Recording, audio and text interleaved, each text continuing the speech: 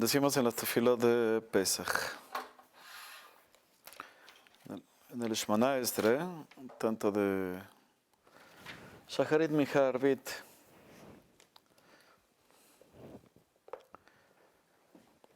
Batiten lanu Hashem Elokeinu be'ava, modim lesimcha, hakim uzmanim lesazon.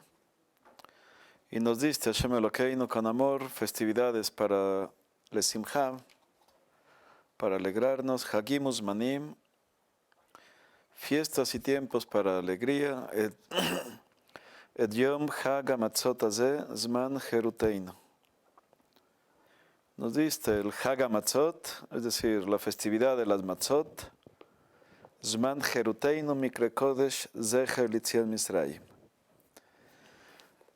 Festividad de las Matzot, Zman Jeruteinu. Zman Jeruteinu lo traducen como el tiempo de nuestra libertad. Es decir, Zman es el tiempo, Zeman es el tiempo, Jeruteinu es el tiempo de nuestra libertad. Y es curioso porque el término Jerut es un término que no aparece. No aparece en la Torá, no aparece en el Tanaj. No aparece Jerut como libertad. En la Torá sí aparecen otros conceptos. Aparecen, por ejemplo, Chofshi. Chofshi, en la Tikva también, ¿verdad? Aparece Chofshi. Chofshi be'artzeinu. Liotam Chofshi be'artzeinu. Ser un pueblo libre en nuestra tierra. En la Torá aparece Chofshi. En Shemot, con respecto a la liberación de los esclavos, dice: Kitigne bedivri shanim yavod. Cuando uno adquiere un siervo, un esclavo, 6 años trabajará. Ubashevit yetze lechofshi chinama. Saldrá libre. Y si es de que no desea salir, tiene la posibilidad de permanecer siendo esclavo. No es una decisión, admirable, digámoslo así, pero tiene la libertad de hacerlo. Si es de que de esa manera podría obtener mayor seguridad económica. Alguien puede decir: mejor me quedo trabajando para él, y de esa manera ya logro mantener a mi familia, porque él tiene la obligación, el amo tiene la obligación de mantenerme a mí y a mi familia. Entonces, por lo tanto, si la persona deseaba permanecer, lo etze chofshi, no saldrá libre. Entonces, chofshi sí aparece como cuando una persona se libera queda en libertad de sus amos.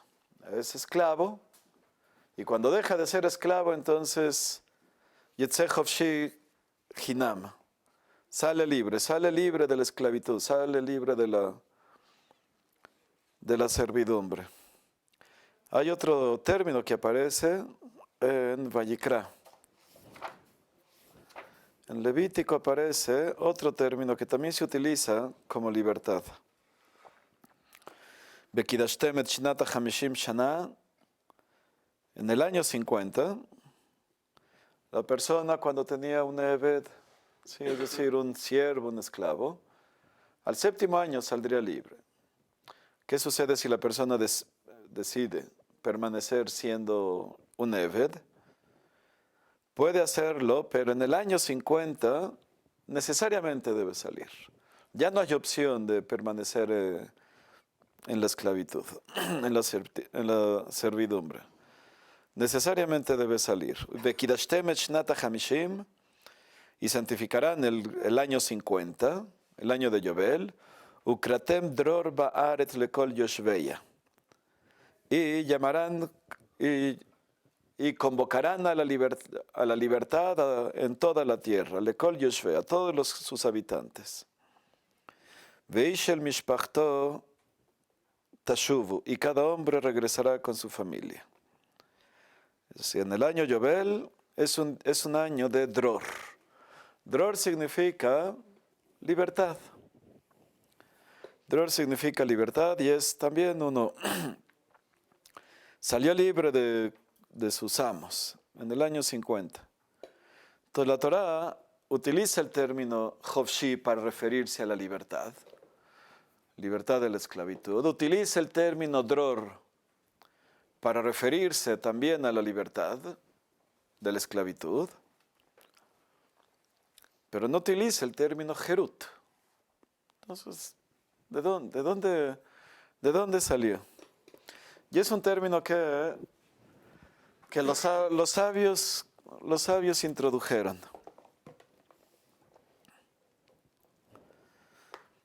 Dice Pirkei Avot, Omar Rabbi Yehoshua ben Levi. Omar Rabbi Yehoshua ben Levi, Bechol yom bayom bat kol yotzed me'ar choref umachrezet ve'omeret oy lahem labriot me'alvona shel Torah. Todos los días sale una voz del cielo sale una voz de Har Joref, del monte Sinaí,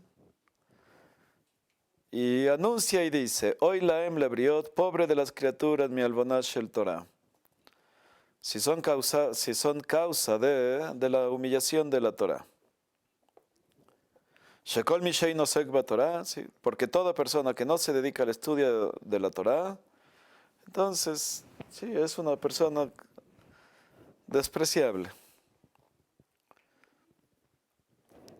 Veomer, Vialuchot maseh Elokim hema. Y cita un versículo.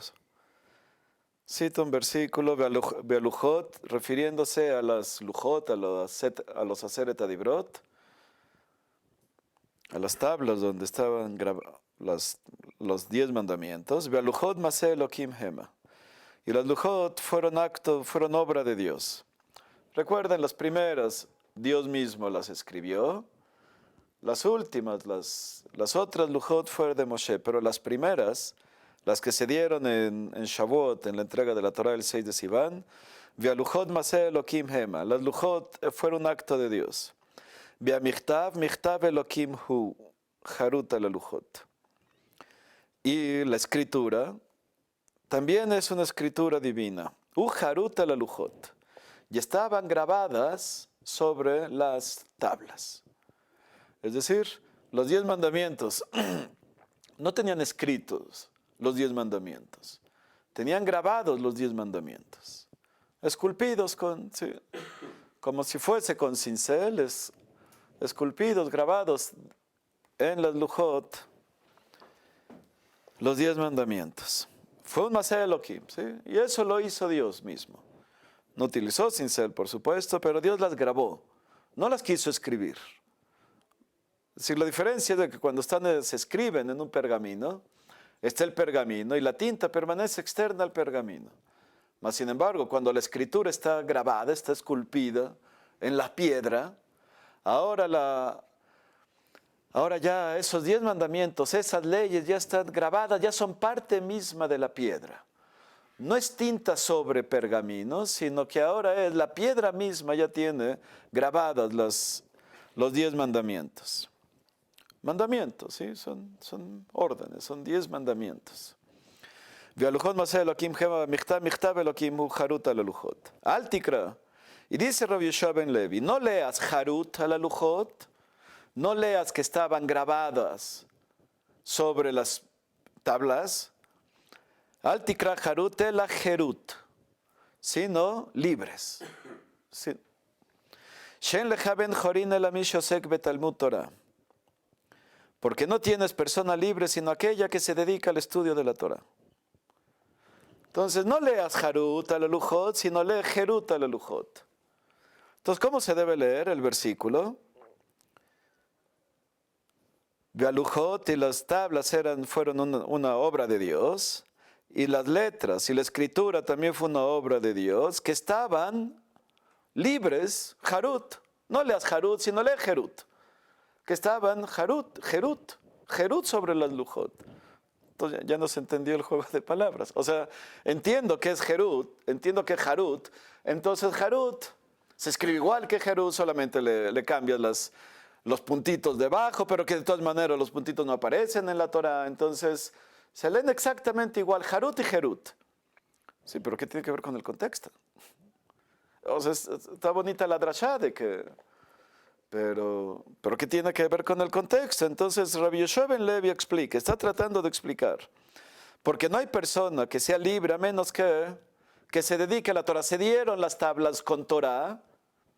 Y cuando esas leyes grabadas, esas leyes grabadas en las tablas, grabadas Harut, lo que hacen es que da Herut. Dan Herut a aquella persona que se dedica al estudio de aquellas leyes grabadas en las tablas. Entonces, por lo tanto, no hay persona libre, sino aquella persona que se dedica al estudio de la Torah, es decir, al estudio de aquellas leyes que están grabadas en las tablas. Que están grabadas, al estar grabadas es que son libres. Es curioso. Justamente porque están grabadas, son Herut, es que la persona que se dedica al estudio de aquellas leyes grabadas es aquella persona que ahora es libre, ahora es Herut. Perdón, voy a volver a decir lo mismo. Sí, Dice Rabbi Yoshua ben Levi, la persona libre es aquella persona que se dedica al estudio de esas leyes grabadas. Porque cuando se dedica al estudio de las leyes que están grabadas, que están en Harut, entonces eso le da Herut. Ahora la persona ya es libre, ya es Ben Jorín. Y digo, tampoco queda muy claro, así como que, ¿qué diferencia hace si es de que están Harut al Lujot? Si es de que hay una ventaja especial del estudio de la Torah, que el estudio de la Torah proporciona libertad a aquellas personas que se dedican a ello. Entonces, ¿qué más da si están en pergamino o están grabadas? ¿Qué más da si? Pero aparentemente solamente hay Herut cuando uno se dedica al estudio de esa Torah que está Harut. Porque de ahí obtuviste el concepto, de Harut obtuviste el concepto de Herut. El concepto que el estudio de la Torah libera, que la persona es una persona libre, cuando estudia Torah, no es cualquier Torah. Es solamente aquella Torah que está grabada, que está Harut en las Lujot.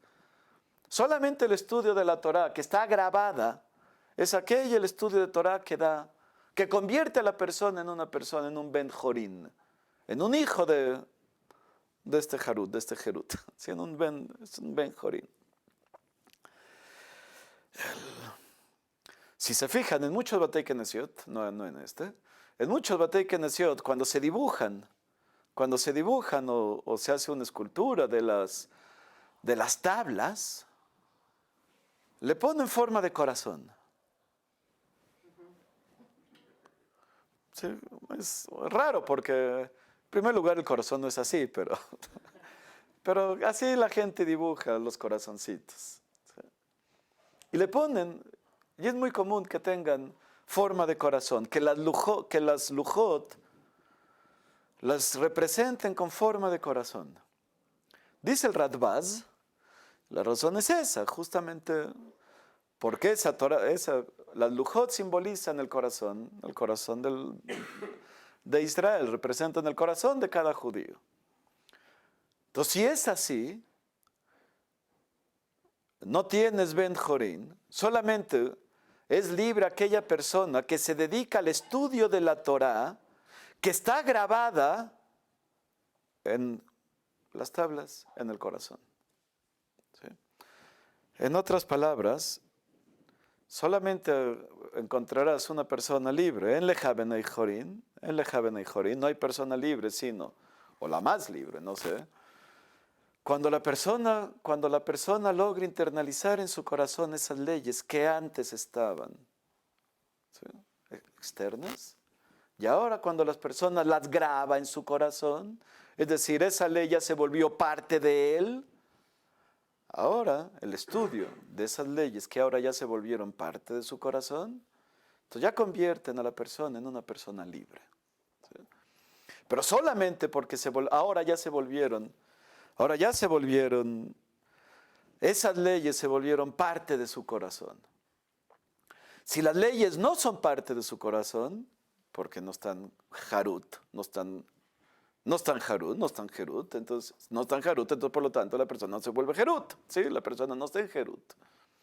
Cuando las leyes de la Torah son externas a uno, la vida se convierte en un infierno. Tienes que hacer esto, y esto, y esto, y esto, y no puedes hacer esto, no puedes hacer esto, y no puedes hacer esto, por eso esto, y no queremos esas leyes, porque son externas a uno. Entonces, por lo tanto, la Torah se vuelve comprensiblemente agobiante. Si creemos que no hay, que en vez de sustituir la Ashgajá Pratit, en vez de concebir a Dios como alguien que tiene contacto con nosotros, y lo vemos como un Dios que constantemente te acecha y que solamente está viendo en qué vas a equivocarte para inmediatamente mandar la orden del rayo, porque te está acechando. No es que te está percibiendo, no es de que te está viendo, te está acechando, ¿sí? Está esperando en qué momento te equivocas. ¿Quién quiere tener una relación con ese Dios? ¿Quién quiere tener una relación con ese Dios, especialmente en nuestra democracia occidental? Para judíos que provienen de países árabes es más comprensible esa relación. ¿Sí? Después de siglos de acostumbrarse al despotismo musulmán, al despotismo oriental, sí, se entiende por qué entre personas que vienen de países no occidentales tengan más yirat shamayim. Se entiende que tradicionalmente tienen más yirat shamayim, literalmente yirá. Yirá en el sentido más bajo del término, que es miedo. Simplemente miedo prosaico, miedo vulgar. No lo hagas porque Dios te está vigilando. No es que Dios ve, Dios vigila. Dios es el vigilante. Es el vigilante.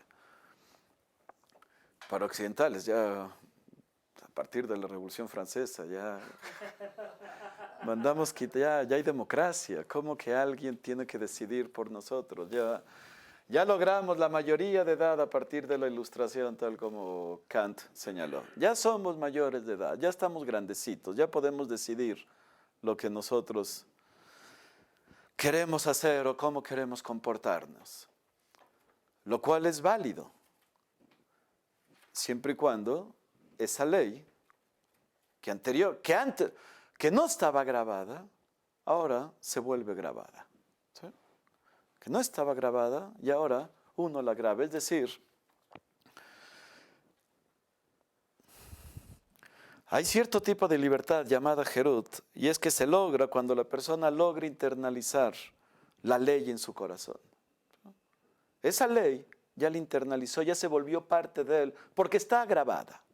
Como está grabada en las lujot, está grabada en el corazón, entonces, ahora, esa ley te da Jerut. Esa ley.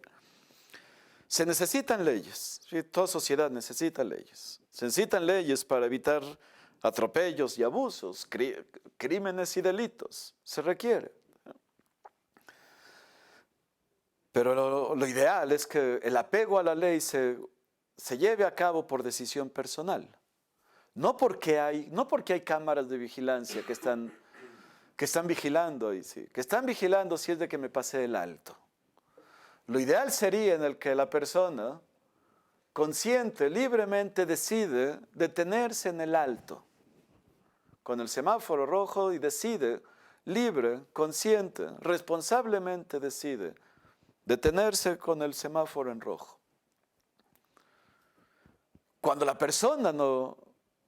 Si la persona no tiene esa ley internalizada, constantemente está volteando alrededor a ver si hay policías. ¿Sí? o si no hay cámaras.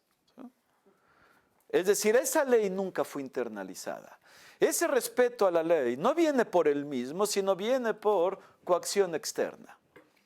Me voy a detener en el semáforo rojo justo porque no es una ley mía.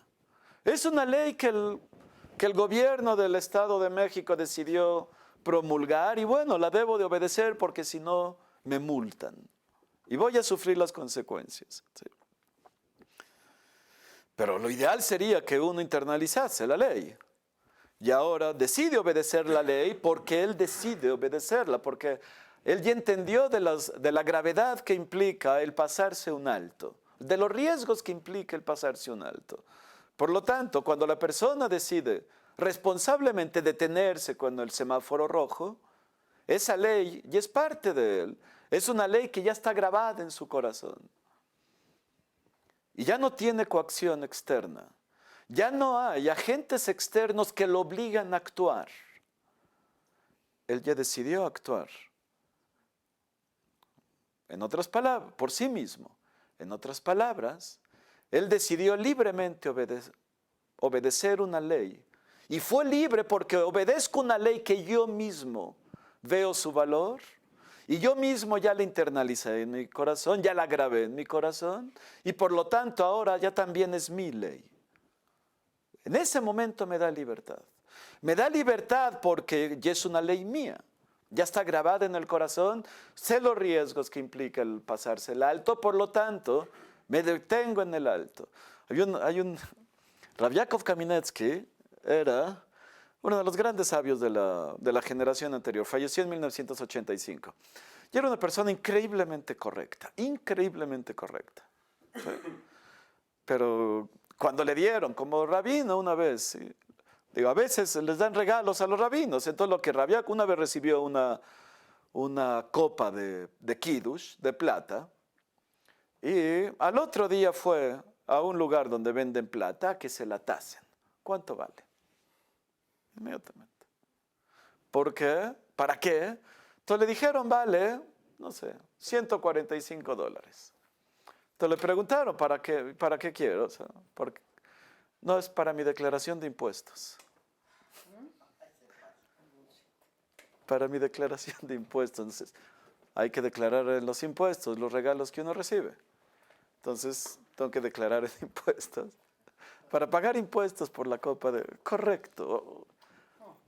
En verdad, o sea, a un nivel que... Un Shabbat, estaba leyendo la biografía de Rav Yaakov Kaminetsky. Entonces, es consejo, lean biografías de tzadikim.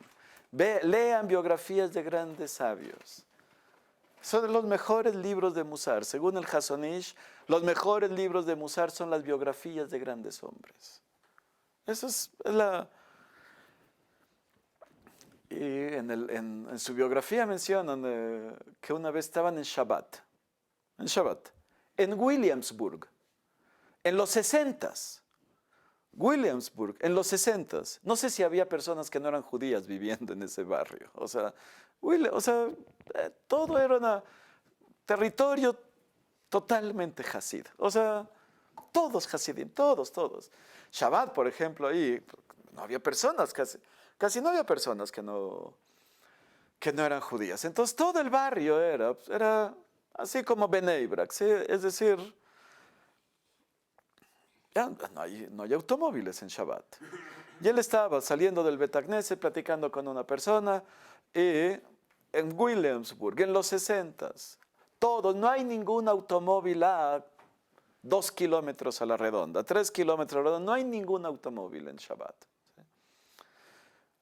Y está platicando Rav Yaakov Kaminetsky con la otra persona, llegan a la esquina y se detiene. ¿Sí? Entonces, la otra persona se detuvo, el rabino se detuvo. ¿Sí? Pero pues, no entendió por qué se detuvo, pero se detuvo ahí en la esquina. ¿Sí? Y ya cuando apareció la señal de walk, entonces ya cruzó la calle. O sea, ese apego a la ley, ¿sí? De detenerse con el don't walk. En Shabbat, en los 60s, en Williamsburg, no hay ningún automóvil que entre ahí. Pero dice don't walk. ¿Sí? Es decir, nadie jamás lo hubiera multado si se lo pasa. Nadie. Pero la ley dice que cuando aparece la señal de don't walk, entonces es una orden, es una ley, don't walk. Entonces se detiene. ¿Sí? Es una ley internalizada. ¿Sí? A nosotros ya nos parece simpático. ¿Sí? A algunos más cínicos les parecerá ridículo. ¿Sí? Pero es una ley internalizada donde no importa si hay policías, no importa si me ven, no importa si esta ley, si este anuncio de walk, don't walk, carece de relevancia en Shabbat en Williamsburg en los 60. No importa. La ley dice que don't walk, entonces don't walk. Sí. Rav Yaakov Kamenetsky, ¿sí? No se sentía. Ese anuncio de don't walk nunca lo obligó a no abstenerse de caminar. Él decidió no caminar. Cuando la persona internaliza una ley, y esa ley ya está jaruta la lujot, esa ley ya está grabada en el corazón, uno no siente la presión externa de tener que cumplirla, porque todo fue decisión personal. Es decir, Jerut, a diferencia de Hofshi, a diferencia de Dror, en el cual uno se libera de lo que hace la Jerut es que demuestra autonomía. Recuerden la dicotomía entre heterónomo y autónomo. Heterónomo significa que el origen de la ley es externo, fuera de mí es otro, ¿sí? Y el autónomo es el origen de la ley ahora ya está grabada. Por supuesto viene de Dios. Ve a Michtav, ve a Lujot, Maseh Elohim Hema, por supuesto. Y el Michtav, y lo que está ahí, las letras, por supuesto, Maseh Elohim Hema. Por supuesto que vienen de Dios. Yo no puedo obedecerlas porque vienen de Dios. Y yo no va a ser un muy buen judío si es que obedece. Obedece la Torah porque la Torah viene de Dios. Pero no será una persona libre. Cuando uno obedece la Torah, uno sabe que viene de Dios, pero uno internaliza esa Torah y solamente se puede internalizar a través del estudio. Cuando uno se dedica a estudiarlo, ya internalizó en su corazón esas leyes. Cuando esas leyes ya están grabadas en su corazón, ya no son externas. Ya uno ya se vuelve libre, porque decidió libremente obedecer la Torah divina, obedecer el walk, don't walk. O sea, la diferencia está en si esas leyes ya son parte de mí o no son parte de mí. Si las leyes no son parte de mí, créanme que el judaísmo es extremadamente agobiante. Si nunca quieres hacer algo, pero lo tienes que hacer porque no tienes de otra, porque si no, Dios te va a castigar. Y la mano divina pesa. La mano de Dios pesa. ¿Sí? No sé qué tanto, gracias a Dios no me ha caído encima. ¿Sí? No sé qué tanto, pero me imagino. Veo a gente a mi alrededor y sé que pesa. Si uno lo hace exclusivamente porque no tengo de otro, será un muy buen judío, indudablemente. Cumplió las mitzvot y se abstuvo de hacer las averot. Es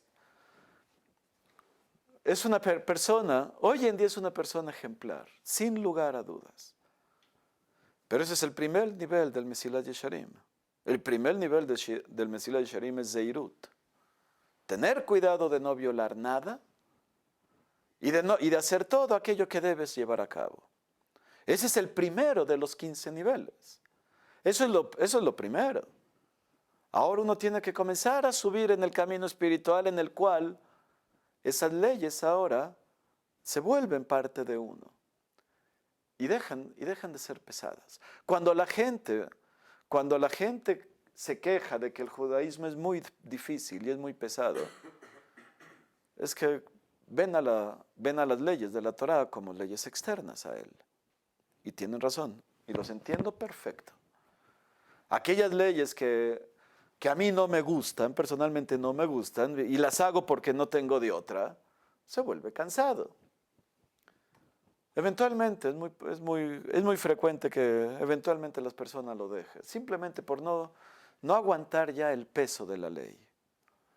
Pero la Torá las lujot de piedra, nunca Kadosh Baruj Hu decidió que debamos cargar con las lujot de piedra. Eran pesadas. Pero el objetivo no era cargar con las lujot de piedra.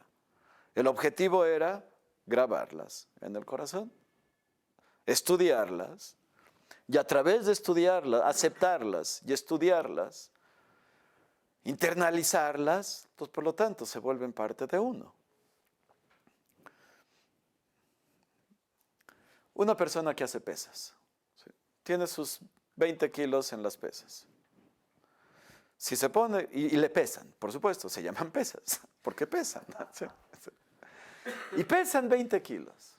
Si la persona se dedica 3 horas diarias durante 5 años,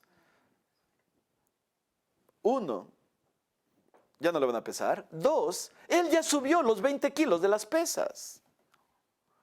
Y esos 20, son los mismos 20 kilos. Esos 20 kilos antes estaban en las pesas, en los discos de las pesas. Y se le hacían pesados si no hubiera podido caminar 5 kilómetros con ellas.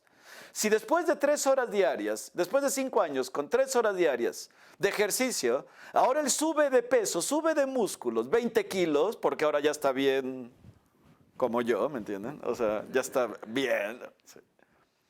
Él ya subió de peso 20 kilos.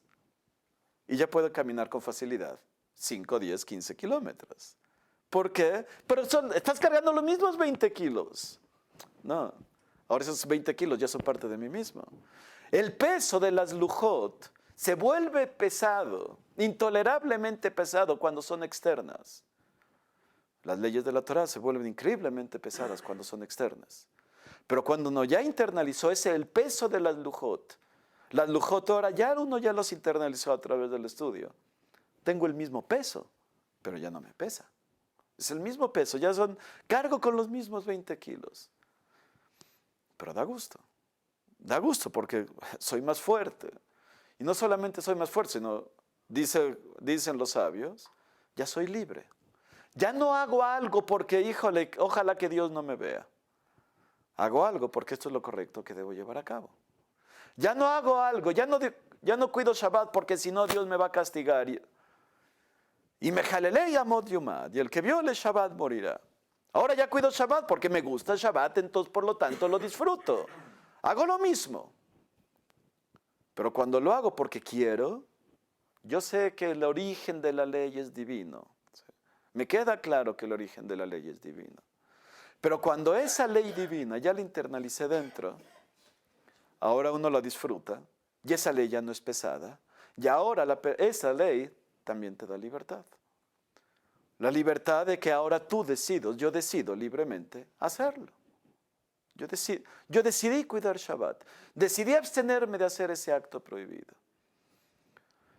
Es decir, ahora ya la ley se volvió parte de mí y por lo tanto ahora libremente decido llevarla a cabo. ¿Cuándo? Solamente cuando ya se vuelve parte de mí, ya está Harut en las lujos, ya está Harut en el corazón. Y por lo tanto, ya están grabadas en el corazón, por lo tanto, yo decido hacer algo. Por lo tanto, te da libertad.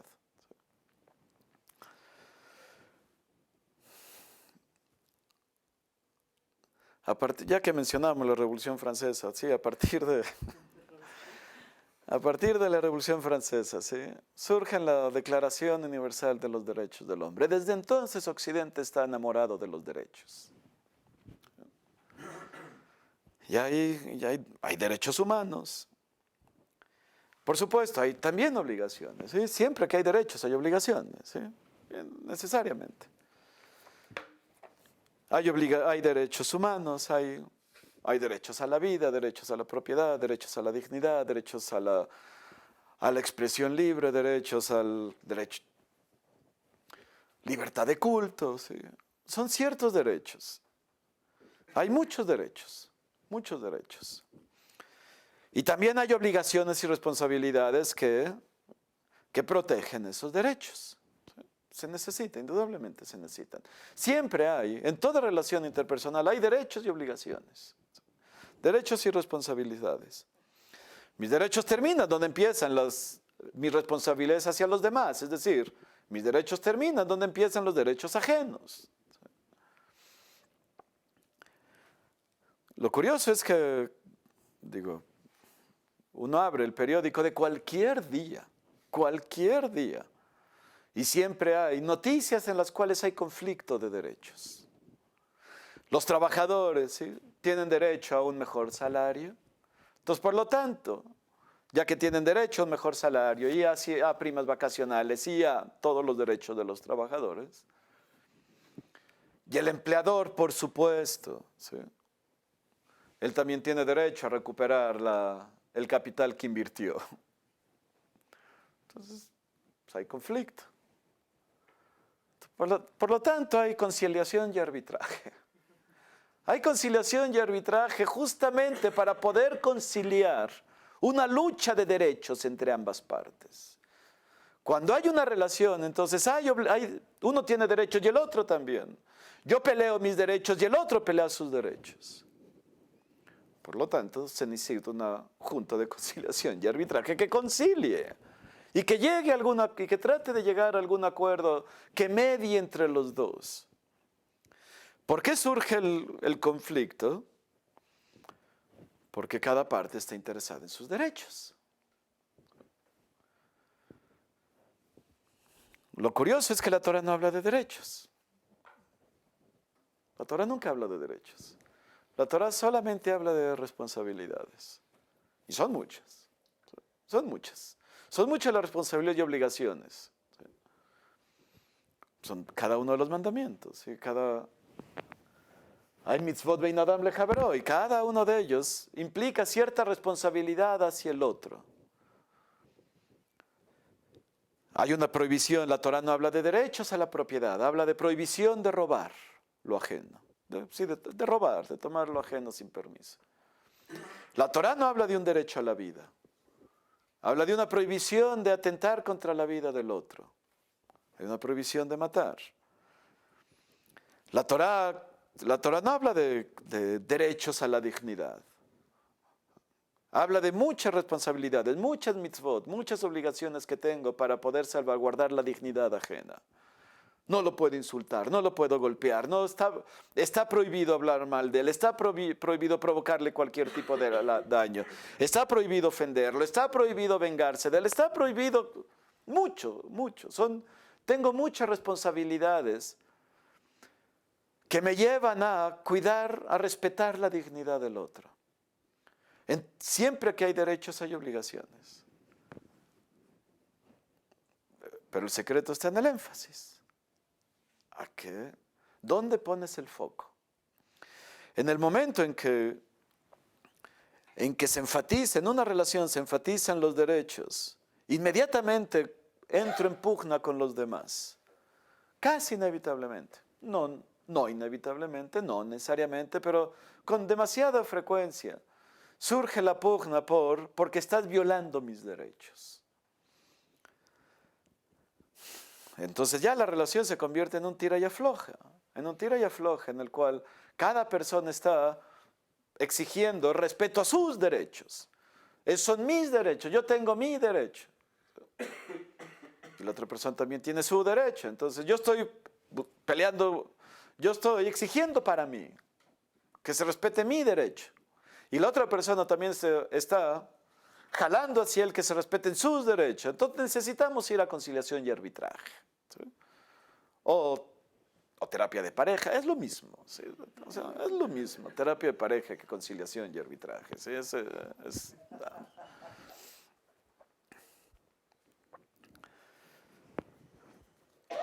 Cuando uno enfatiza las responsabilidades, entonces ya no me cierro ante el otro, no entro en conflicto con el otro, sino al revés. Me abro hacia el otro porque ahora estoy preocupado por él. Ya no estoy preocupado por mí. Cuando hago énfasis en mis derechos, estoy preocupado exclusivamente en mí y por lo tanto voy a establecer una lucha por el respeto a mis derechos con aquellas personas que los amenazan. Cuando estoy preocupado en las responsabilidades, entonces estoy preocupado en el otro. Al otro no lo puedo ofender. Al otro no lo puedo dañar. Al otro no lo puedo robar. Al otro no le puedo afectar. Buscar los derechos. Una cultura, una sociedad en la cual, que hace una cultura, una sociedad en la cual se hace énfasis en los derechos, crea una cultura de egoístas.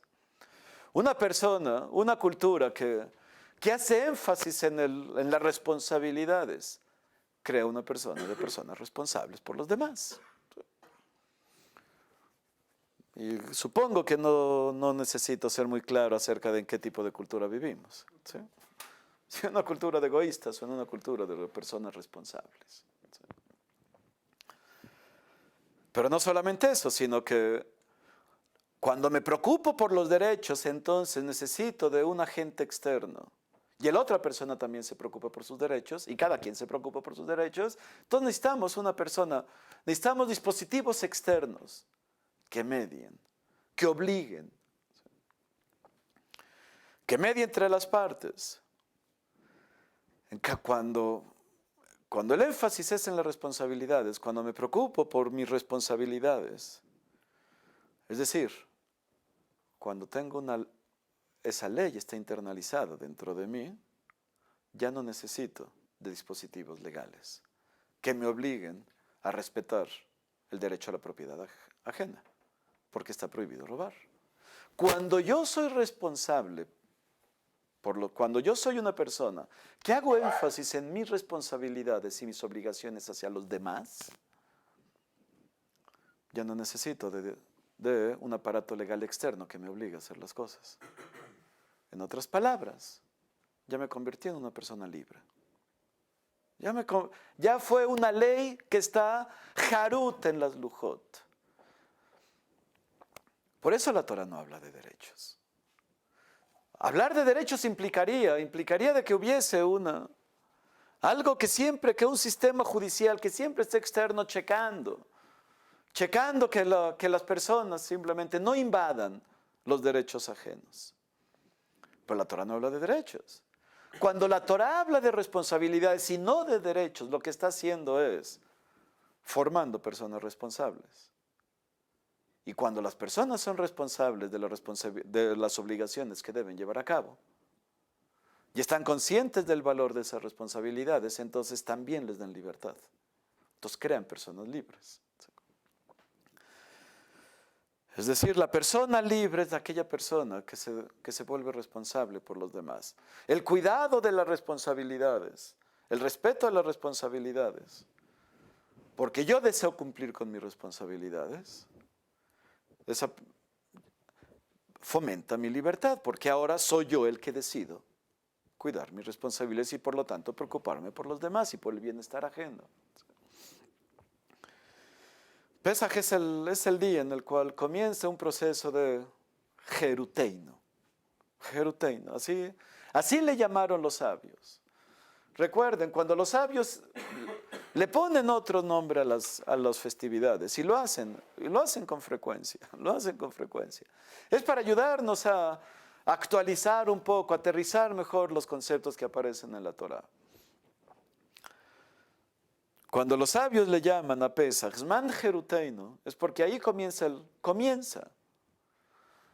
el proceso de liberación. El proceso de Jerut comenzó el 15 de Nisan, llegó a una segunda etapa el último día de Pesaj, cuando cruzamos el Yam Suf, el mar, y se culminó con Kabbalat Torah. Es un proceso de 50 días, un proceso de liberación de 50 días. Proceso de liberación de los 50 días que culmina o que empieza la otra etapa, cuando se recibe la Torah y uno ya puede entonces, uno ya es libre para algo. El ser libre de los egipcios, es muy bueno, es muy útil para la salud. ¿Sí? Ser libre de aquel que te esclaviza y oprime. Es bueno para la salud. ¿Sí? Pero el otro nivel de libertad es ser libre para ser responsable por los demás. Libre para hacer algo con esa libertad. ¿Sí? Soy libre para. Esa es otra distinción entre Hofshi, que es libre de, y entre Herut, que es libre para. ¿Sí? ¿Cómo uno logra ser libre para? Es la Mishnah en Pirkei Avot. Ein lecha b'nei chorim ela el amish osek betalmud Torah, sino aquella persona que se dedica al estudio de Torah, es decir, que se dedica a internalizar esa Torah y grabarla en su corazón. Esa Torah que estaba grabada en las Lujot, ahora debe estar grabada en el corazón. Y cuando esa Torah, esas leyes, están grabadas en el corazón, entonces esa persona ya es una persona responsable. Ya no necesita que Dios lo esté amenazando siempre con el castigo si es que no lleva a cabo este acto no lo lleva a cabo. Es una persona responsable. A las personas responsables uno no necesita estar recordándoles constantemente sus deberes, porque es una persona responsable. Es decir, lo puedo dejar solo y yo sé que va a llevar a cabo lo que debe llevar a cabo. Confío en él. No necesito un policía que esté checando, que esté revisando que lo haga. ¿Por qué no? Porque él es responsable. Si es responsable, entonces esa persona va a cumplir con sus obligaciones, porque es una persona responsable y ya no necesita de agentes externos que lo vigilen. Esa persona se vuelve libre. Es decir, Pesaj es el momento en el cual empieza un periodo de liberación. Y esa liberación solamente se lleva a cabo con la toma de responsabilidades. Para ser más exactos, Pesaj empieza inicia un periodo de liberación que culmina con la aceptación voluntaria de responsabilidades. Y en ese momento la persona se vuelve libre. Chag Sameach.